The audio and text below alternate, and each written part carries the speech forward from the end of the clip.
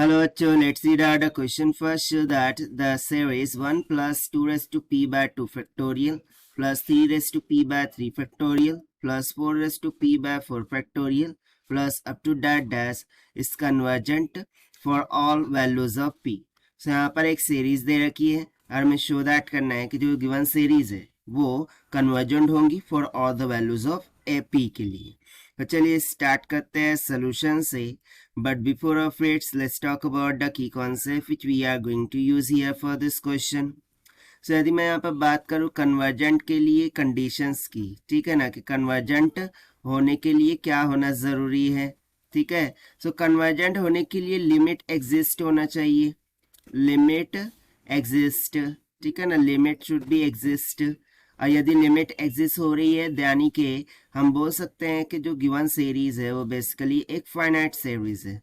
Finite series means to से कि इसका जो भी वैल्यू होगा वो बेसिकली लेस दैन टू 1 होगा यानी कि निगेटिव होगा. तो तभी हम बोलेंगे कि सीरीज क्या है, कन्वर्जेंट. अदरवाइज वो क्या हो जाएंगी, डाइवर्जेंट.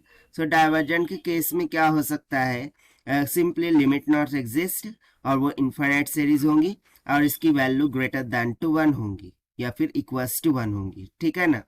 सो इस कॉन्सेप्ट का हमें यहाँ पर यूज करना होगा. तो चलिए देखते हैं फिर अब हम. सो सबसे पहले तो मैं सीरीज को राइट डाउन कर लेता हूँ कि लेट्स से कि 1 plus 2 raise to the power p by 2 factorial plus में 3 raise to p by 3 factorial plus में 4 raise to p by 4 factorial plus up to dash dash.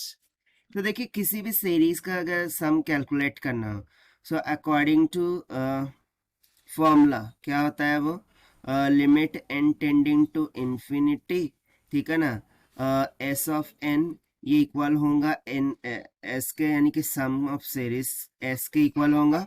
और इसको हम समीशन से कैलकुलेट कर सकते हैं जहाँ पर n varying from 0 to infinity होगा. ठीक है ना. तो चलिए हम इसका सम यहाँ पर कैलकुलेट करते हैं. राइट.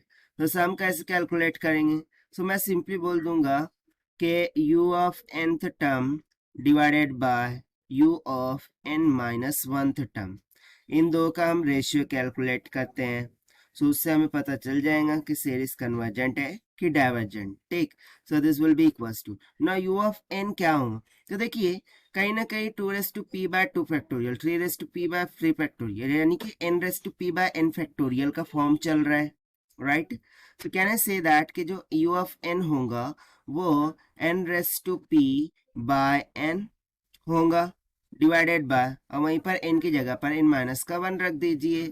सो हो जाएगा n माइनस का 1 रेज़ टू p बाय क्या हो जाएगा, n माइनस का 1 हो जाएगा. तो इसको हम रिराइट करें. सो कैसे लिख सकते हैं कि भाई 1 बाय n इन ब्रैकेट यहाँ पर हो जाएगा n divided by n minus का 1 that whole raise to the power p हो जाएगा. Right. while this n minus 1 will goes to here, so यहाँ पर हो जाएगा n minus का 1. ठीक है. तो चलिए अब इसको सॉल्व करते हैं. सो देखिए बेसिकली यहाँ पर ना ये जो n माइनस का 1 है raise to the power p है. ठीक है ना, और n माइनस 1 है. यदि मैं p को 1 ले लूँ, सो n माइनस 1 कैंसिल हो गया और n से n भी क्या हो रहा है, कैंसिल हो रहा है. But due to this n minus का 1, ठीक है ना, हमें क्या समझ में आ रहा है कि जो u of n by u of n minus का 1 टर्म है ये नियर अबाउट 1 बाय n की इक्वल आने वाली है. अब 1 बाय n ये फ्रैक्शन है एंड ये लेस दैन टू 1 ही होंगी. ऑब्वियस सी बात है ये कैसी होंगी, लेस दैन टू 1 होंगी.